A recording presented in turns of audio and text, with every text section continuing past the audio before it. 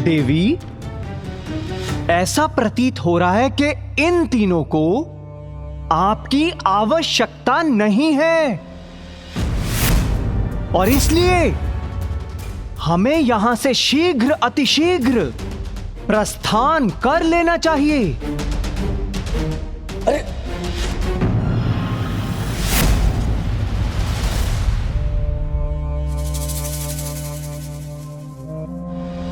इस सुंदरी के हाथ में जो कुछ भी है उसका एक घूंट पान करने में कोई समस्या नहीं है।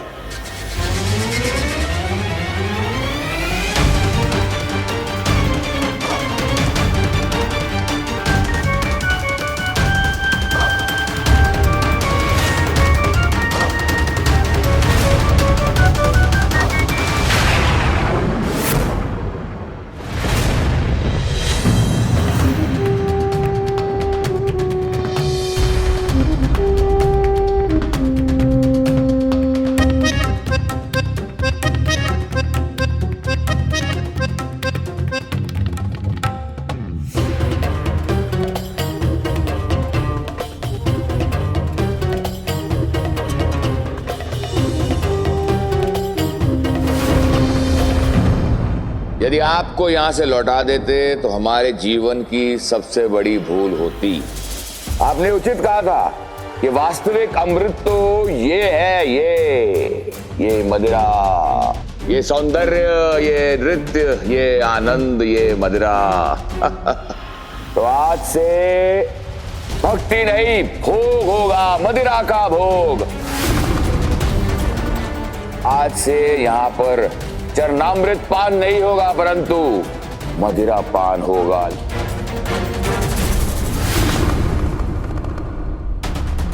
त्रिपुरासुर की रक्षा करने वाली आपकी भक्ति की ढाल अब नष्ट हो चुकी है पिताश्री। स्पष्ट कर दिया है उन्होंने कि अधर्म के प्रति है उनकी वास्तविक भक्ति। तो प्रभु, इसके पूर्व की उनकी असुर सेना जीवित हो, उनके पूर्व सीधी रेखा से बाहर आए और असुर सहस्त्र वर्षों तक सर्वत्र विनाश करें, उनका अंत कर दीजिए।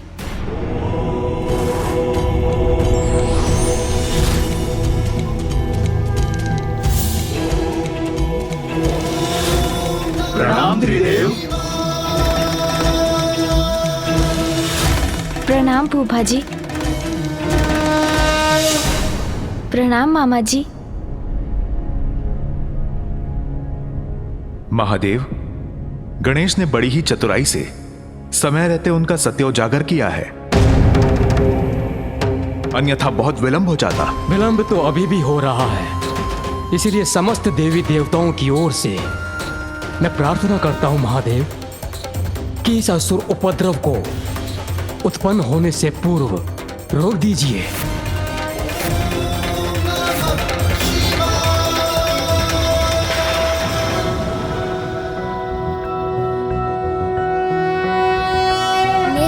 निर्विकल्पं बम बम बम भोले, महाकाल कालम कृपालम बम भोले।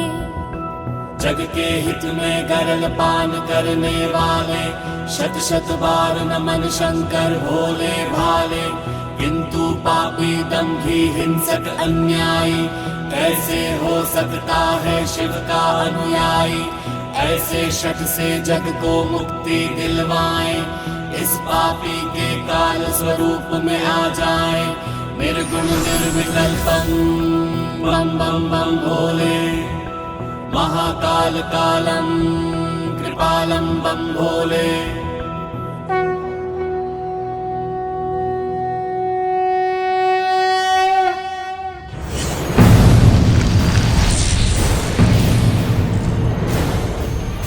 स्वाहा स्वाहा।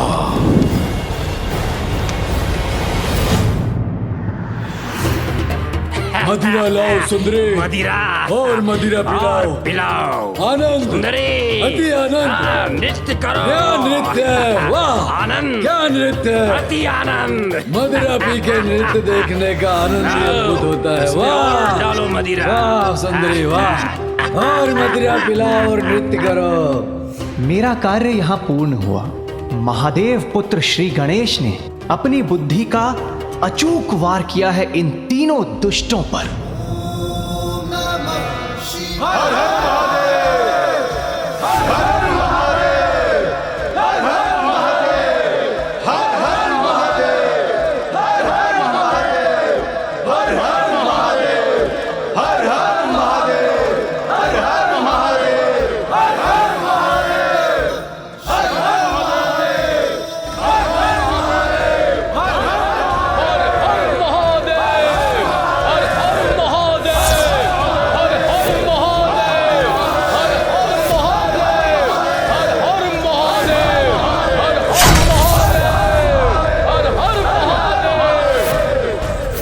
त्रिपुरासुर का वास्तविक चरित्र स्पष्ट हो गया है। उनका कुटिल अभिप्राय भी अब किसी से छिपा नहीं। गणेश के प्रयासों से त्रिपुरासुर का सत्य उजागर हो गया है, इसलिए उनका अंत करने को तत्पर हूं मैं, तत्पर हूं मैं, तत्पर हूं मैं।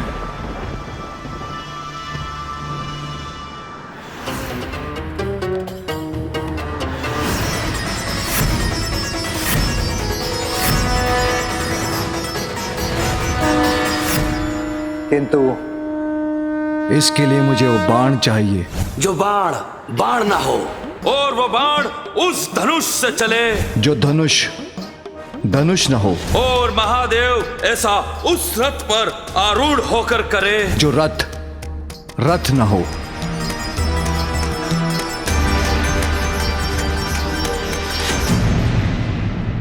ये सभी कौन प्रस्तुत करेगा?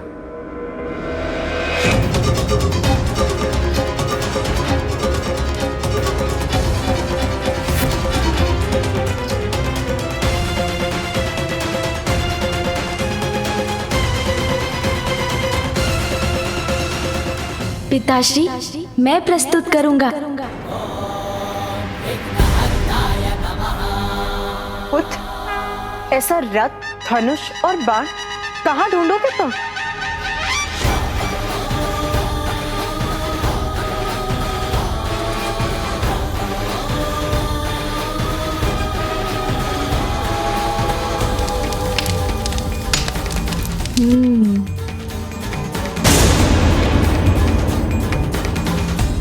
मैं समझ गया। जो रथ रथ ना हो, उस रथ का निर्माण कैसे होगा? माँ, जिस प्रकार सूर्यदेव के रथ में लगे अश्व केवल अश्व नहीं, अपितु ऊर्जा के 7 रंग के प्रतीक हैं, तथा गायत्री, बृहति, उष्णिक, जगति, त्रिष्टुप, अनुष्टुप और पंक्ति, ये 7 छंद अश्व हैं। उसी प्रकार पिताश्री का रथ भी रथ नहीं होगा, अपितु स्वयं देवता होंगे। नमो नमः गणपति, नमो नमः, नमो नमः। और देवताओं के इस रथ का निर्माण करने के लिए मुझे ब्रह्मांड के सबसे श्रेष्ठ और कुशल शिल्पी विश्वकर्मा जी की सहायता चाहिए होगी।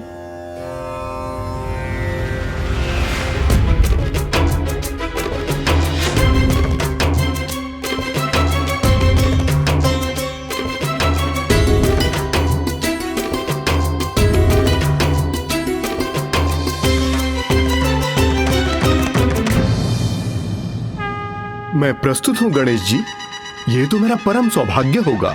उचित है, फिर सभी का आशीष लेकर हम रथ निर्माण का कार्य प्रारंभ करते हैं।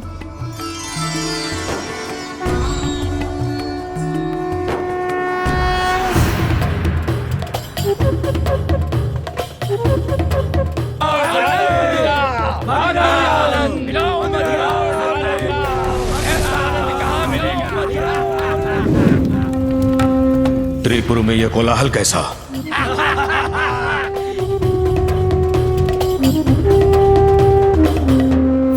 मूर्ख, थोड़ी और प्रतीक्षा नहीं कर सकते थे?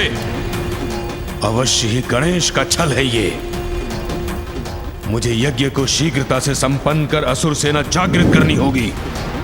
त्रिपुर की रक्षा का मात्र यही उपाय है। ओम ह्रीं ब्राम त्रीं त्राम स्वाहा स्वाहा। स्वाहा।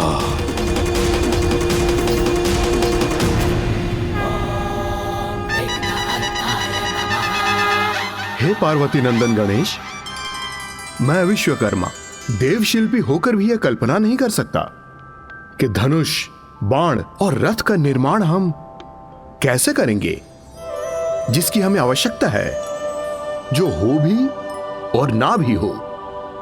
यह कैसे संभव है?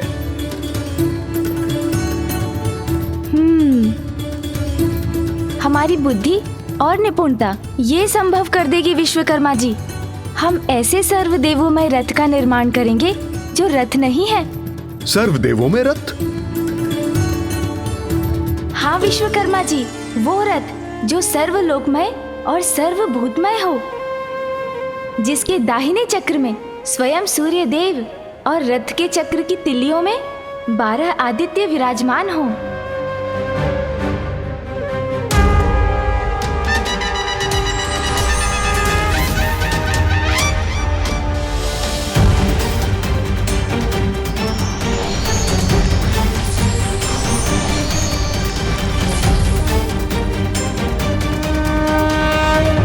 रथ के बाएं चक्र में चंद्रमा हो और उसकी 16 तिल्लियों में चंद्रदेव की 16 कलाएं बसेंगी और सभी नक्षत्र भी रथ के चक्र के साथ साथ चलेंगे।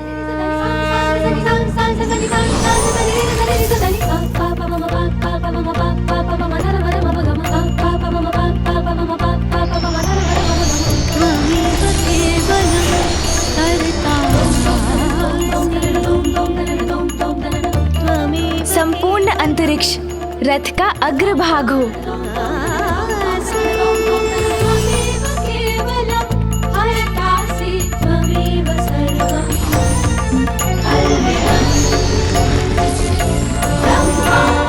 मेरे पिताश्री महादेव के भार को मंदराचल के अतिरिक्त कोई नहीं संभाल सकते,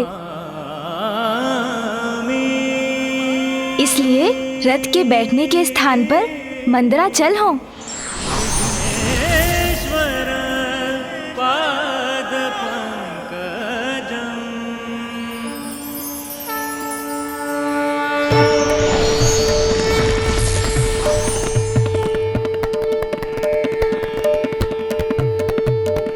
माँ गंगा आदि सभी श्रेष्ठ नदियाँ अपने नारी रूप में रथ पर स्थित होकर चंवर डुलाएंगी।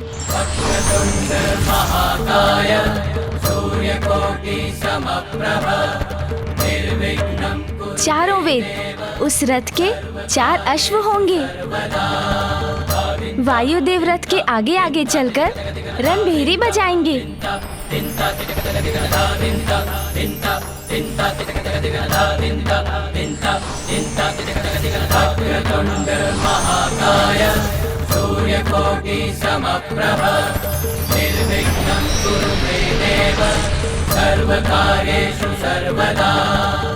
ब्रह्मदेव रथ के सारथी होंगे। ओमकार उनके चाबुक बनेंगे और आकार रथ का छत्र बनेगा।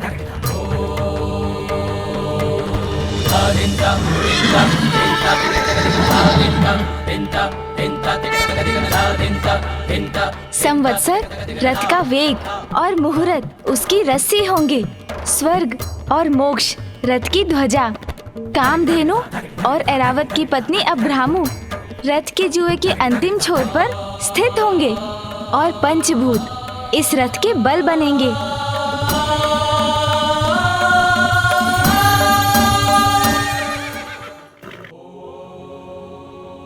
तो देवशिल्पी विश्वकर्मा जी, उस रथ का निर्माण हो गया ना, जो रथ नहीं है। आपकी बुद्धि और आपकी कल्पना अतुलनीय है, अद्भुत है प्रभु। धन्यवाद विश्वकर्मा जी। आइए अब हम धनुष का निर्माण करते हैं।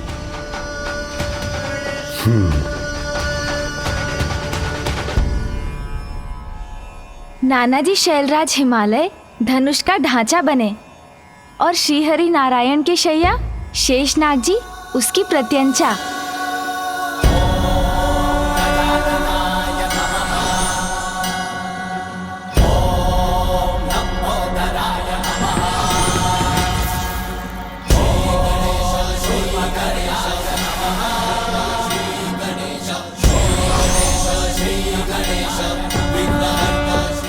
धनुष भी प्रस्तुत हो गया ना विश्वकर्मा जी, जो धनुष नहीं है। अब बाण, त्रिपुर को नष्ट करने वाले बाण, स्वयं जगत के पालनहार मामा जी नारायण हो।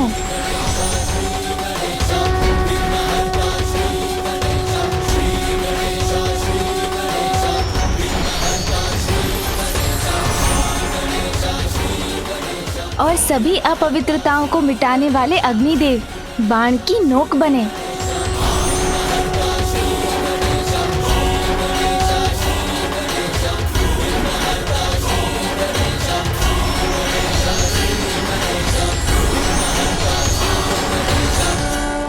तो देखा विश्वकर्मा जी, निर्माण हो गया ना बाण। जो बाण नहीं है, अब इनको पिताश्री के पास ले चलते हैं।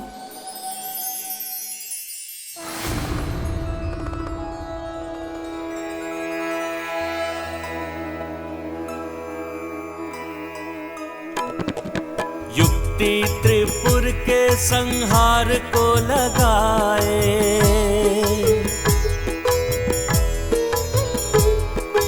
अद्वितीय अद्भुत सा एक रथ बनाए।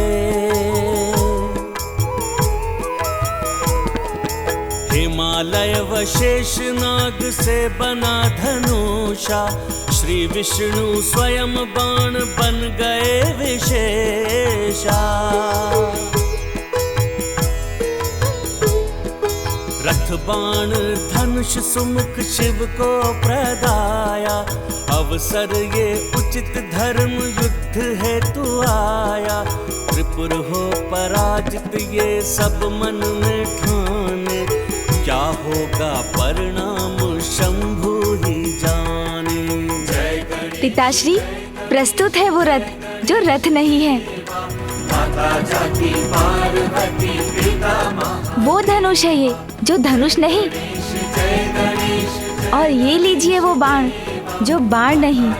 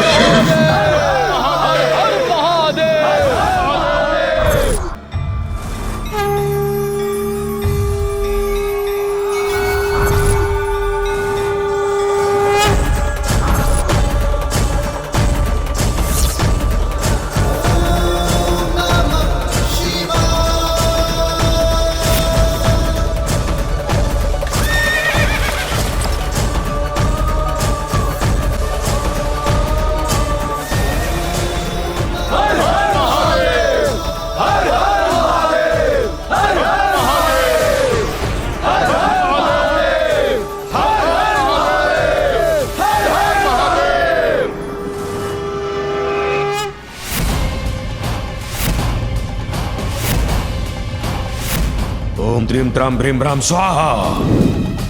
ओम त्रीम त्राम भ्रीम भ्राम स्वाहा।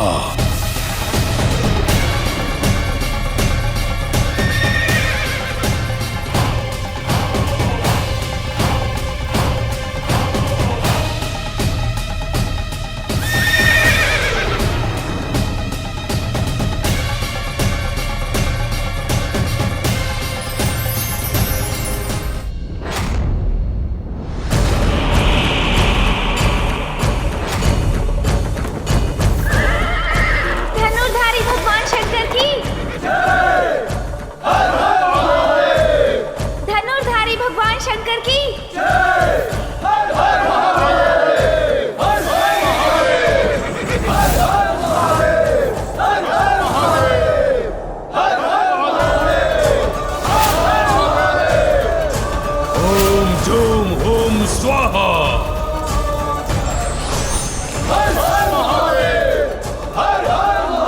देवताओं के तत्व और भी तीव्र वेग से उनसे विलग होकर त्रिपुर जा रही है।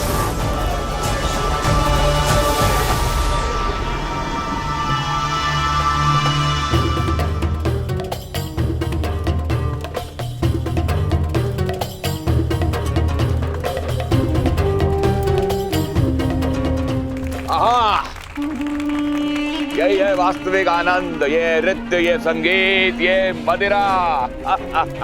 दिव्य पुरुष ने उचित कहा था, जीवन सार्थक तो अब हुआ है।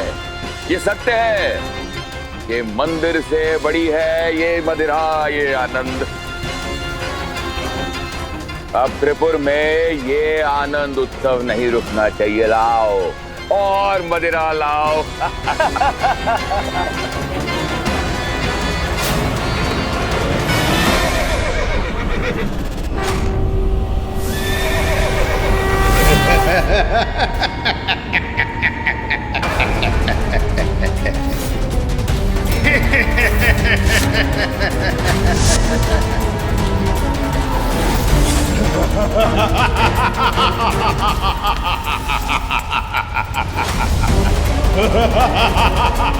भ्राताश्री, ये काली छाया कैसी है जो त्रिपुर को ग्रसने का दुस्साहस कर रही है?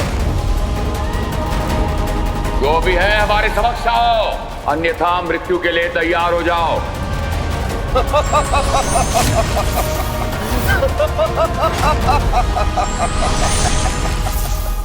राहु, राहु तुम व्यर्थ आए हो यहाँ, क्योंकि तुम्हारा ग्रहण सूर्य या चंद्र पर चल सकता है, हमारे त्रिपुरासुर में नहीं। ग्रहण तो लगने वाला है तुम्हारे राज्य पर, महादेव के क्रोध का ग्रहण, क्योंकि अब वो अपने रथ पर आरूढ़ होकर तुम्हारा विनाश करने के लिए निकल चुके हैं। और ये मत भूलो, त्रिपुर भी अब एक सीधी रेखा में आने वाला है। तुम्हें वो वरदान तो स्मरण है ना, जब सहस्त्र वर्षों में हमारे त्रिपुर के तीनों पुर एक सीधी रेखा में स्थिर हो, और जब शिवजी अपने एक ही बाण से हमारे तीनों पुरों पर प्रहार करें। प्रभु, मात्र इसी अवस्था में त्रिपुर और हमारा विनाश संभव है। बस यही स्मरण कराने और सचेत करने आया हूं तुम्हें मैं कि तुम्हारा विनाश तुम्हारी ओर बढ़ रहा है।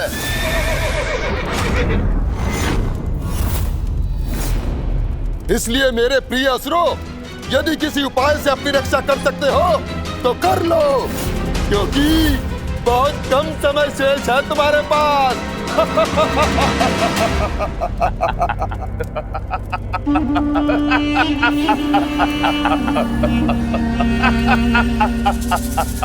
उचित कहा तुमने राहु, समय शेष नहीं है, परंतु असुरों के विनाश के लिए नहीं, हमारी शक्ति और सत्ता की पुनर्स्थापना के लिए।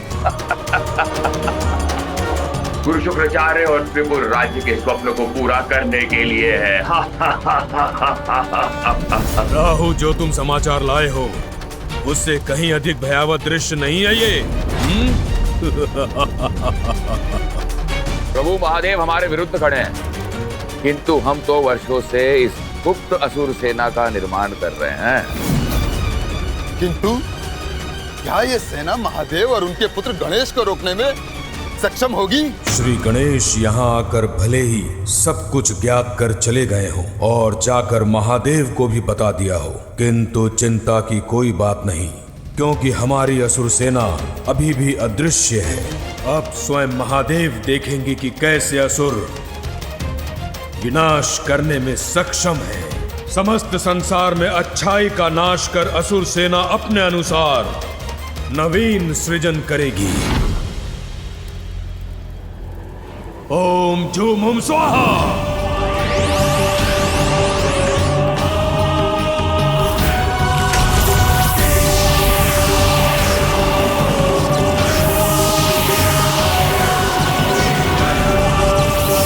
स्वाहा स्वाहा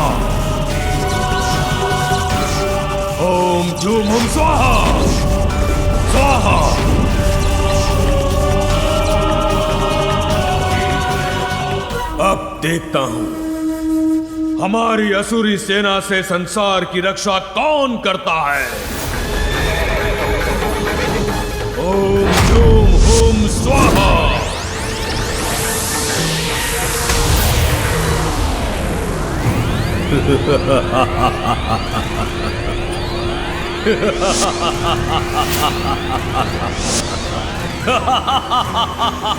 अब हमारी असुर सेना जीवित होने के लिए तत्पर है।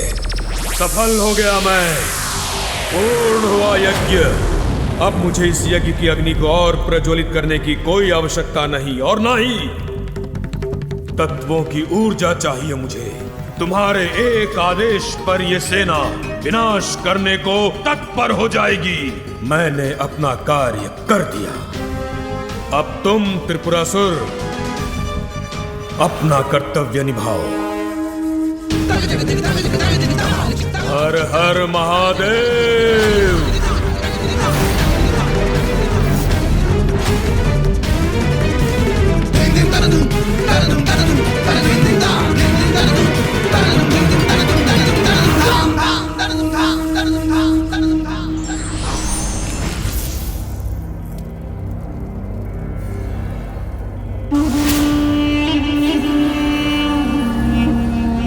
असुरों और देवताओं के महासंग्राम के लिए तैयार हो जाओ। एक ऐसा महासंग्राम जहां विजय अवश्य असुरों की ही होगी। सृष्टि का नवीन इतिहास रचेंगे हम असुर।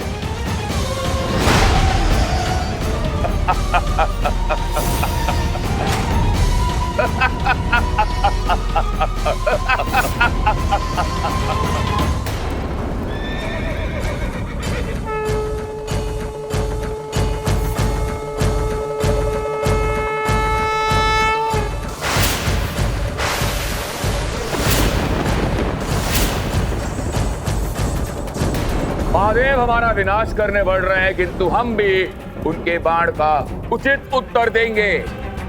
हमारे महाअसुर बाण से, हमारे महाअसुर बाण से। त्रिपुर असुर योद्धा उठो और भयानक सर्वनाशक बाण की आकृति लेकर नष्ट भ्रष्ट कर दो उस बाण को जो बाण ही नहीं है, उस धनुष को जो धनुष नहीं है, उस रथ को जो रथ ही नहीं है।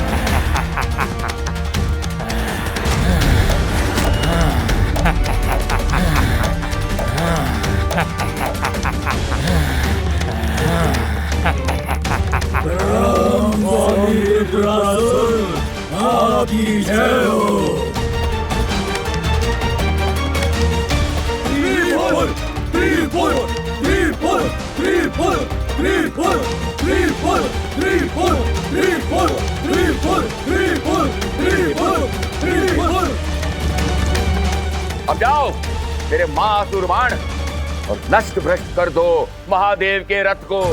जाओ।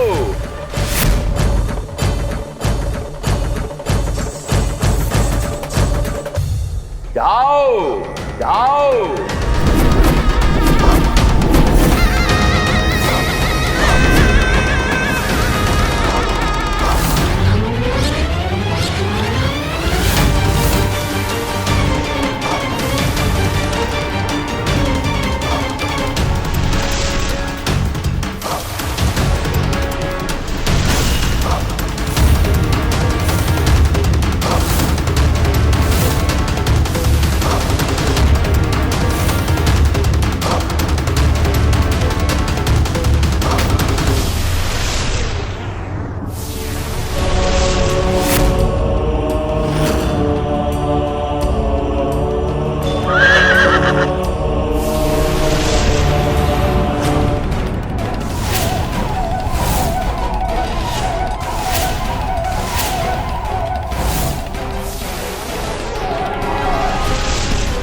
तो प्रभु महादेव के रथ पर असुरी शक्ति का महाबाण चलाकर इन ढोंगी असुरों ने अपनी धृष्टता का परिचय तो दे ही दिया।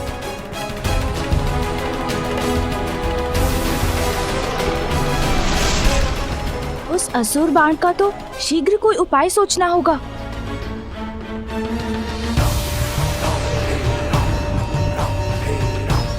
प्रभु महादेव, यह असुर बाण हमारी ओर तीव्र गति से आ रहा है और आप विष्णु बाण मात्र एक बार ही प्रयोग कर सकते हैं और साधे हुए बाण को हटाकर दूसरा बाण लगाना अधार्मिक होगा। अपनी रक्षा के लिए त्रिपुरासुर ने ऐसा उपाय किया है जिससे हम सब फंस गए हैं।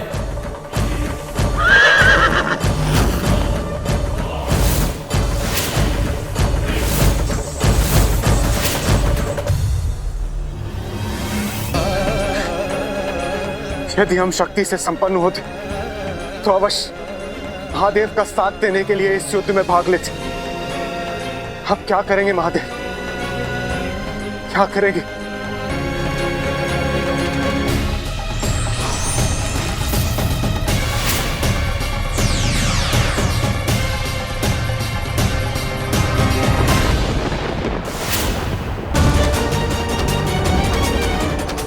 विश्वास है मुझे, पिताश्री विष्णु अग्निबाण का प्रयोग कर अपनी रक्षा नहीं करेंगे। उससे तो वो मात्र त्रिपुर पर ही वार करेंगे।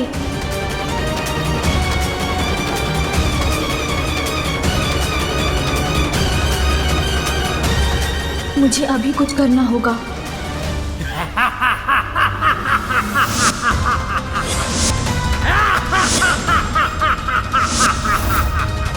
बस अब शीघ्र ही नष्ट होने वाला है महादेव का रथ, जिसके बाद सभी चिंताओं से मुक्त हो जाएंगे। अब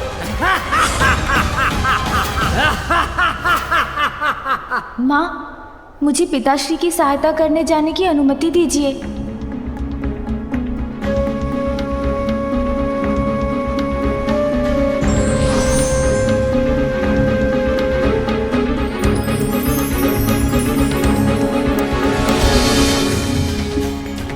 पुत्र, इस रुद्राक्ष माला को महादेव और मेरे आशीर्वाद स्वरूप ग्रहण कर। मुझे विश्वास है उचित समय आने पर यह अवश्य तुम्हारी सहायता करेगी। दीजिए माँ।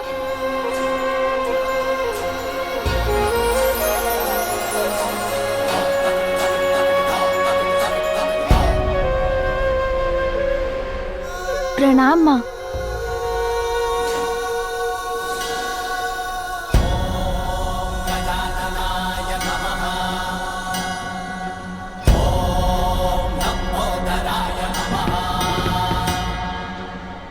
चलिए मूषक जी। चलिए प्रभु।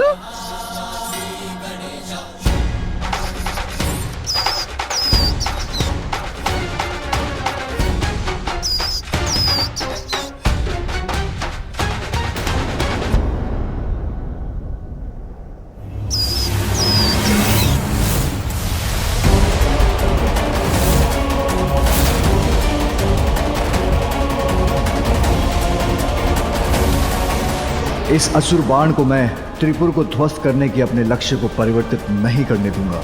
जब तक त्रिपुर एक सीधी रेखा में ना आ जाए, मुझे विष्णु बाण को इसी प्रकार यथास्थित रखना होगा। कहीं त्रिपुर के सीधी रेखा में आने के पूर्व ही ये असुर बाण हमारे इस रथ से टकरा गया तो सर्वनाश हो जाएगा।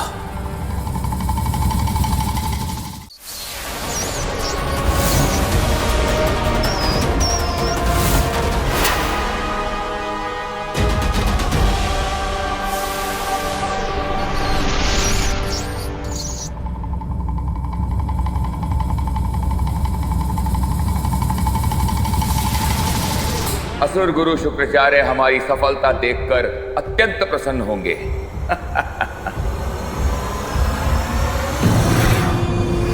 सुरक्षित रहेंगे त्रिपुर, नाश होगा महादेव के रथ का और प्रारंभ होगा कभी ना नष्ट होने वाला असुर साम्राज्य। मैं सफल हुआ।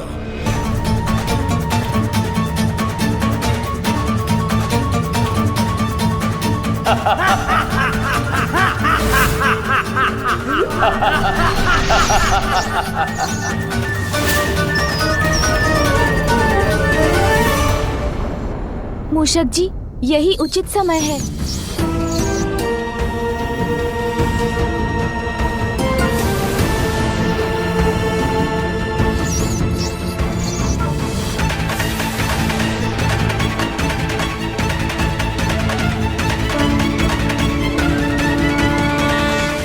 समय के रहते श्री गणेश जी वहां पहुंच भी गए तो वो विशाल काया असुर अस्त्र का सामना कैसे करेंगे?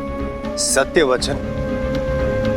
अपने पिता की सुरक्षा हेतु कहीं गजानन स्वयं को अति विशेष संकट में तो नहीं डाल रहे?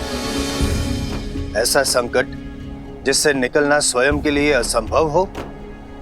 नारायण नारायण।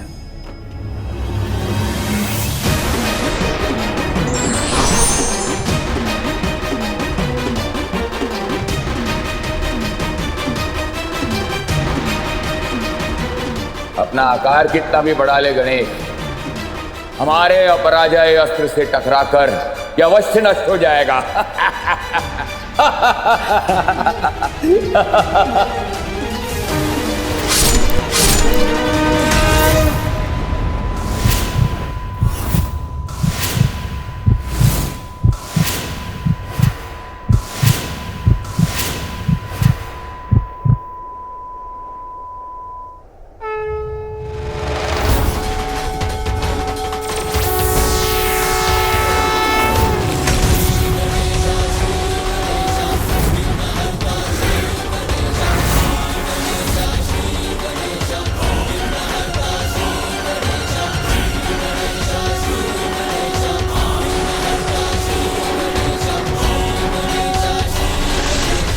गणेश ने तो ये बाण ऐसे झेल लिया जैसे कुछ हुआ ही ना। अब क्या करूं मैं? विघ्नहर्ता श्री गणेश की जय। विघ्नहर्ता गणेश की जय। विघ्नहर्ता गणेश की जय। विघ्नहर्ता गणेश की जय। विघ्नहर्ता गणेश की जय। अनर्थ, घोर अनर्थ। गणेश ने तो मेरा ये प्रयास भी विफल कर दिया।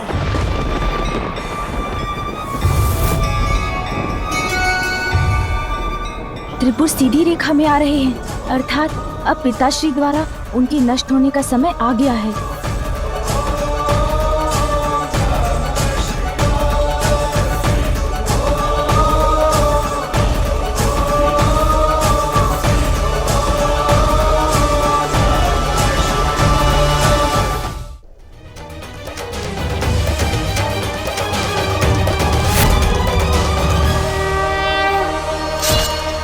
हमारा युद्ध अभी समाप्त नहीं हुआ शिवपुत्र गणेश।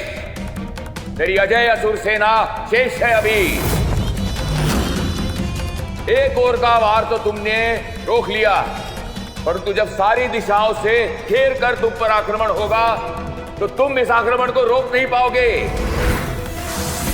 महादेव का रथ नष्ट होकर ही रहेगा।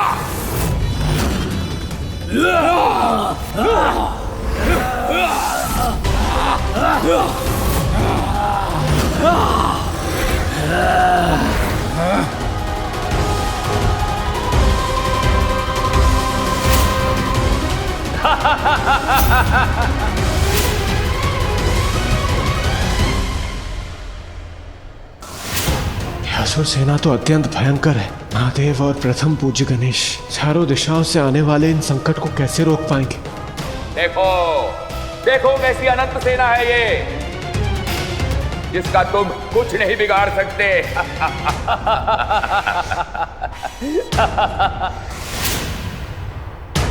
विनाश यदि आज होगा तो देवताओं का और अन्य जीवों का, क्योंकि इससे पूर्व ये सभी त्रिपुर एक सीधी रेखा में आए, हमारी ये सेना महादेव के रथ को ध्वस्त कर देंगी।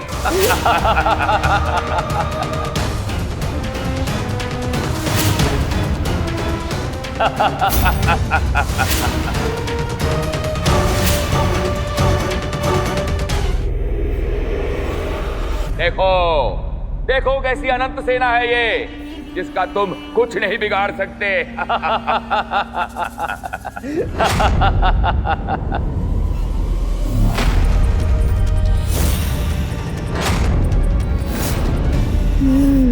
इस असुर सेना को तो मैं ही नष्ट करूंगा।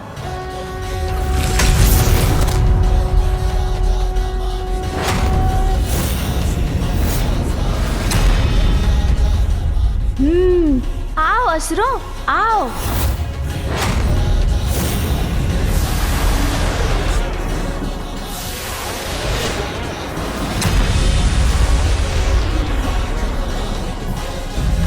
प्रतीत होता है श्री गणेश इन असुरों को अपने पांव तले कुचलने और हाथों से मसलने की तैयारी में।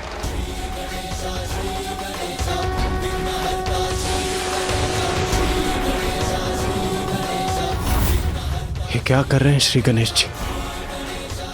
त्रिपुर किसी भी क्षण महादेव की सीध में आने वाला है और वो ऐसे बैठे हैं जैसे किसी भोज के लिए आए हों। आओ आओ असुरों, आओ।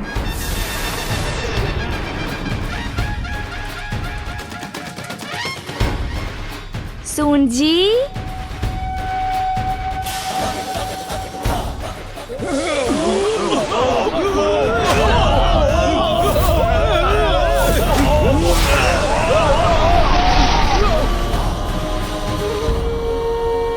ऐसा प्रतीत हो रहा है देवराज और माता पार्वती विजय के पूर्व ही गजानन भोज कर रहे हैं, असुरी भोज। नारायण नारायण।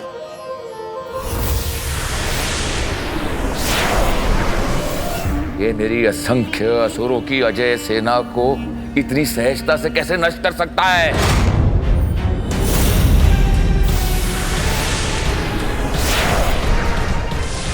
अब त्रिपुरासुर अपनी शेष सेना के साथ ऊपर से आक्रमण करेगी, उससे नहीं रोक पाओगे तुम।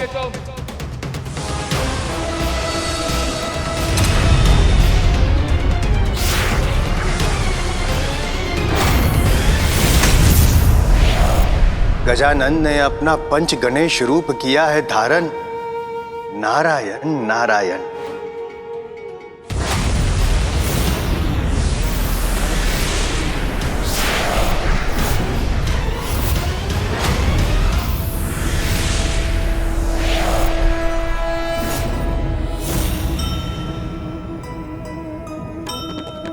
विघ्न हरता प्रकट हुए पांच पांच रूपा,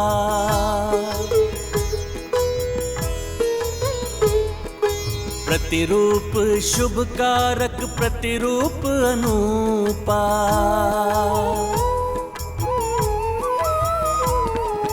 त्रिपुरा की सेना का करने को संहारा, पंच रूप ने बनाया उनको आहारा।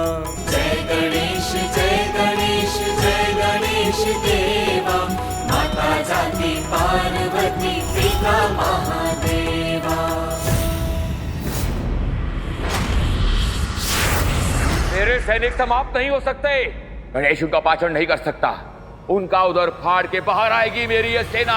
बाहर आने तो हमें, निकालो हमें यहाँ से, अन्यथा चीर कर बाहर आ जाएंगे। महादेव का रथ रोकना है, अन्यथा हमें बाहर जाने दो। जीर्णम जीर्णम असुर सेना जीर्णम।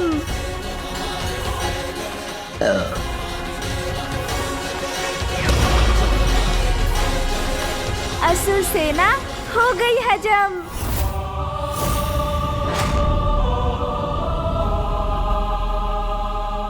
देवराज इंद्र, अंततः पूजनीय गणेश ने असुर सेना को पचाकर रोक ही लिया। हाँ देव ऋषि, आप उचित कह रहे हैं। अब महादेव के हाथों त्रिपुर का विनाश होने से कोई नहीं रोक सकता।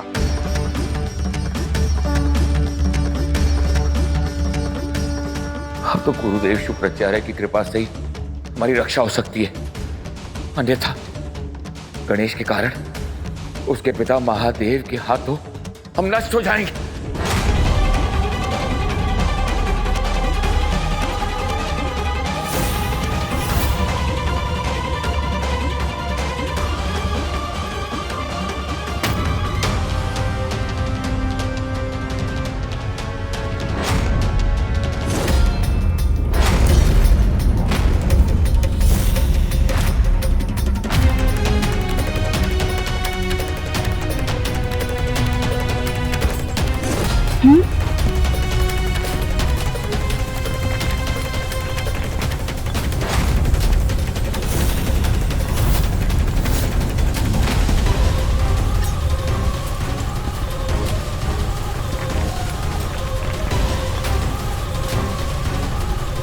हमारी शक्ति क्यों क्षीण हो रही है?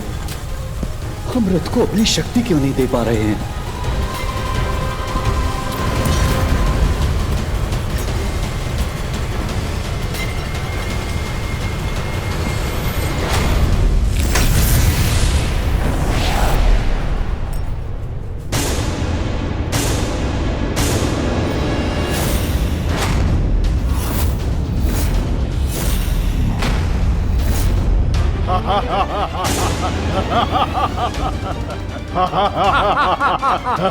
सर्वदेवोमय रथ खंडित हो गया।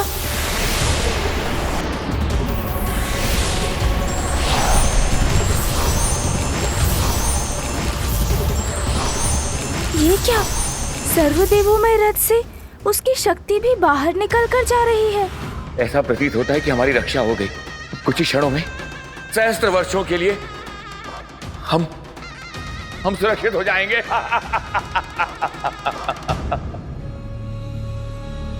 क्या अनर्थ हो रहा है? महादेव का रथ खंड खंड क्यों हो रहा है? अब तो कुछ ही समय शेष है, किंतु कैसे पूर्ण होगा महादेव का कार्य?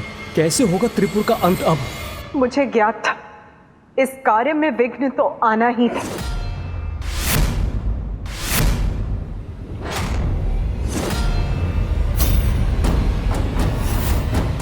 क्या कारण है इस विघ्न का? दिव्य सर्वदेवोमय रथ इस प्रकार खंडित क्यों हो गया?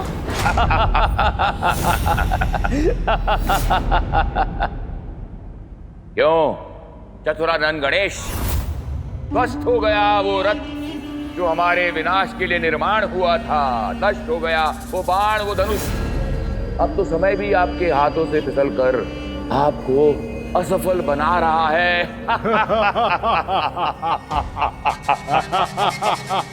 क्योंकि कुछ ही पलों में हमारे तीनों पुर सीधी रेखा में आकर पुनः अपनी पूर्व की स्थिति की ओर गतिमान होंगे और मिट जाएगी हम पर छाई मृत्यु की काली परछाई। फिर सर्वत्र होगा अधर्म का विस्तार। माता, ये आप क्या कह रही हैं? ऐसा होना ही था अर्थात?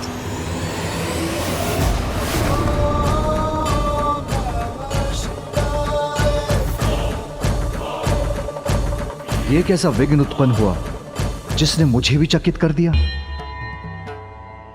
रथ का निर्माण तो स्वयं पुत्र गणेश ने करवाया था।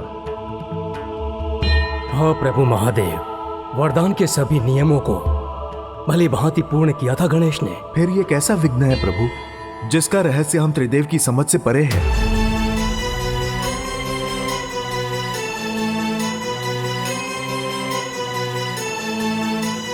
कदाचित रथ के निर्माण में मुझसे ही कोई भूल हुई हो। भूल तो हुई, किंतु आपसे नहीं विश्वकर्मा जी, स्वयं महादेव से हुई है ये भूल।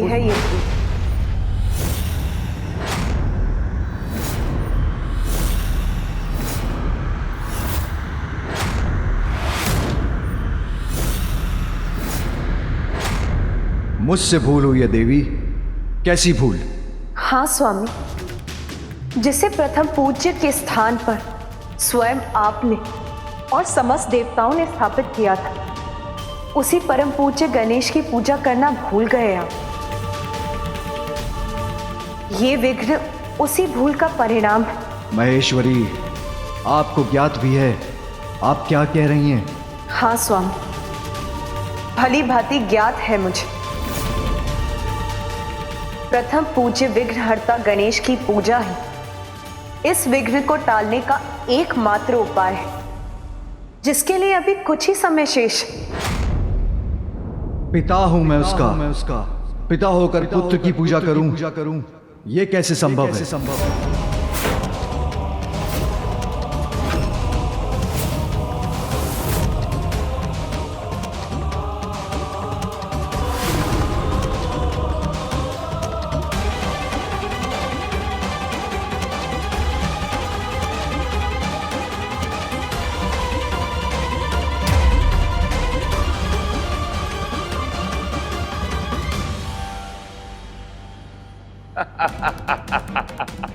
संभव नहीं है गणेश।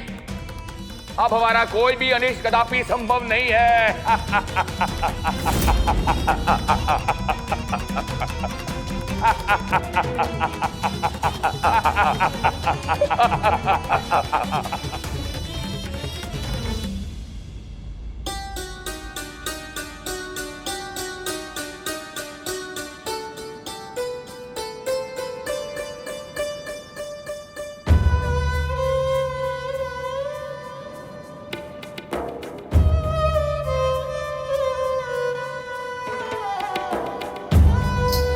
स्वामी, विलंब मत कीजिए, अभी भी समय, अभी भी गणेश देवी, तनिक विचार कीजिए अपने सुझाव पर।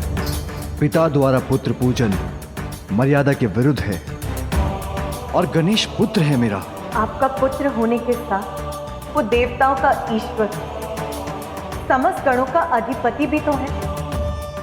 स्मरण कीजिए स्वामी, ब्रह्मदेव के साथ स्वयं आपने घोषणा की कि किसी भी कार्य के पूर्ण होने के लिए सर्वप्रथम गणेश पूजन अनिवार्य है। निर्धारित नियमों के अनुसार प्रथम पूज्य वही है जिसने इस प्रतियोगिता में विजय पाकर अपनी योग्यता प्रमाणित की है, और वो विजेता है गजानन। किसी भी शुभ कार्य के प्रारंभ से पूर्व की जाने वाली पूजा में सर्वप्रथम विघ्नहर्ता गणेश की पूजा अनिवार्य होगी। जो कार्य प्रथम पूज्य गणेश की अर्चना से प्रारंभ होगा वो अवश्य पूर्ण होगा। अपनी ही घोषणा को आप स्वयं कैसे भूल गए स्वामी? मैं अपनी घोषणा नहीं भूला हूं मां, किंतु अपने पुत्र की पूजा।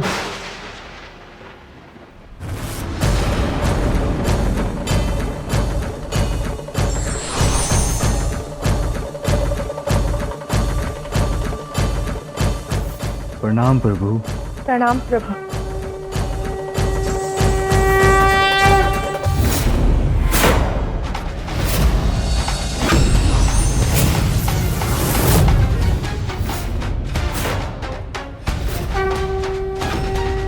ये दिव्य प्रकाश कैसा?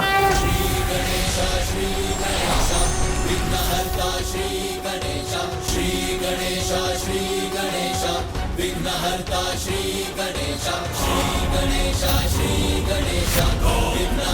श्री गणेश, श्री गणेश, श्री गणेश। भ्राताओं, ये कैसा दिव्य पंचमुखी रूप धारण कर लिया महादेव पुत्र ने। विघ्नहर्ता श्री गणेश, श्री गणेश, श्री गणेश, विघ्नहर्ता श्री गणेश। नमामि देवा जय गणराजा, नमामि देवा दया करो हे मंगल देवा। प्रभु, आपके कहे बिना ही मुझे महादेव की दुविधा याद है देवी। देवाधिदेव हैं आप, सृष्टि के प्रजापति हैं। यदि आप अपना संशय दूर नहीं करेंगे, अपने ही द्वारा स्थापित नियमों का पालन नहीं करेंगे, तो सर्व जगत के लिए वो नियम कैसे मान्य होंगे? संसार से ये संशय दूर हो। प्रथम पूज्य विघ्नहर्ता की प्रथम पूजा का नियम आपके उदाहरण से स्थापित हो, जिसके बाद शुद्ध मन और भक्ति से किए जाने वाले किसी धर्म कार्य में कभी कोई विघ्न न आए और ऐसा कार्य कभी भी मध्य में न रुके। इसीलिए ये लीला रची है मैंने।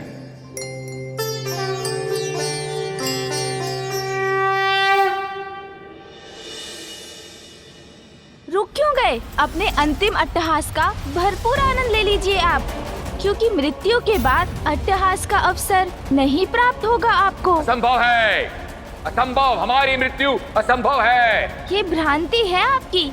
स्मरण रहे, विघ्नों के पश्चात भी धर्म कार्य कभी रुक नहीं सकता।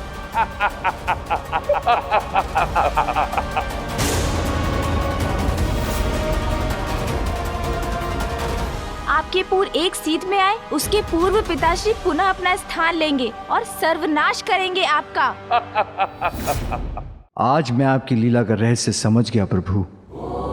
जो अपने ही बनाए हुए नियमों का पालन नहीं करते, वो स्वयं अपना ही अपमान करते हैं। किसी भी कार्य की सफलता के लिए नियमों का पालन तो अनिवार्य है, उससे तो मैं भी अछूता नहीं। इसलिए मैं विघ्नहर्ता गणेश की पूजा करने के लिए प्रस्तुत हूं।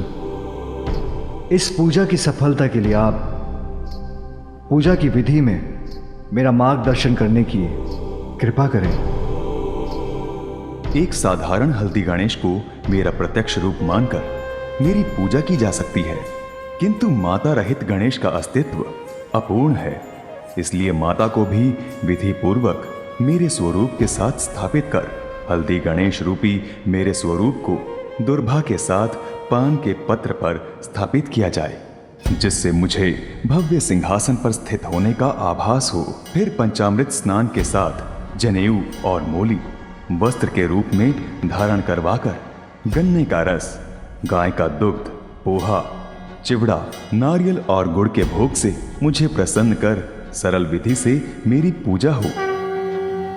अवश्य प्रभु, किंतु शुभ कार्यों में आने वाले विघ्नों को नष्ट करने के लिए आपकी पूजा को अत्यधिक प्रभावी बनाने की विधि बताने की भी कृपा करें। मेरे सहस्त्र नामों का जाप मेरे महापूजन के समान है। अब मैं आपको अपने उन्हीं सहस्त्र नामों से परिचित करवाता हूं।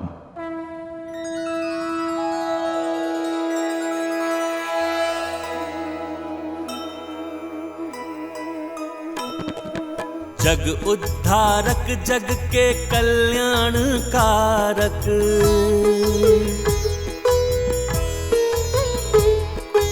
एक सहस्त्र नाम के विनायक हैं धारक।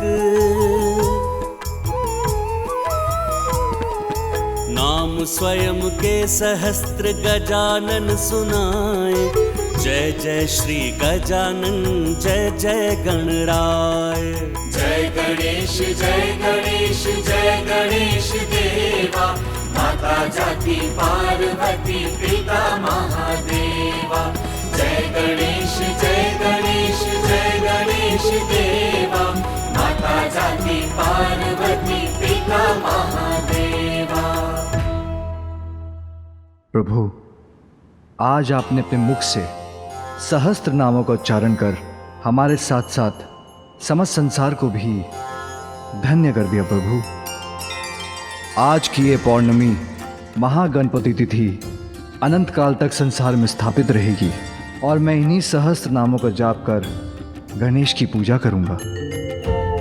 मैं ये आशीर्वाद देता हूं कि इस प्रकार विधि पूर्वक मेरे सहस्त्र नामों का जाप कर जो कार्य प्रारंभ होगा वो अवश्य संपन्न होगा।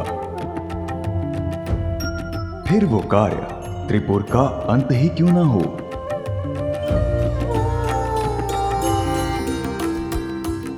प्रणाम प्रभु।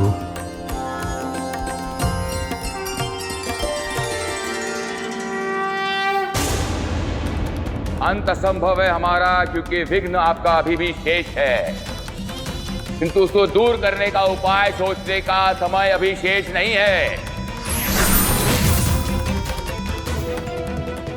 जो जब होना नियत है वो तो तभी होकर ही रहेगा, क्योंकि काल से पूर्व किसी को कुछ प्राप्त नहीं होता और अपने निर्धारित काल से अधिक कोई जीवित भी नहीं रहता।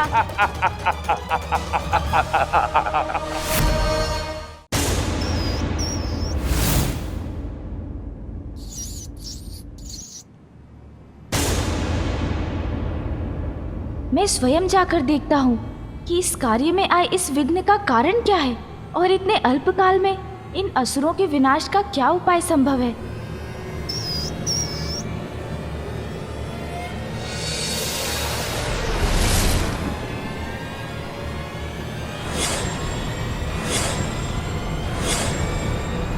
अब तो श्री गणेश भी लौट कर आ रहे हैं। कैसे होगा त्रिपुर का विनाश? कैसे होगी सृष्टि की रक्षा?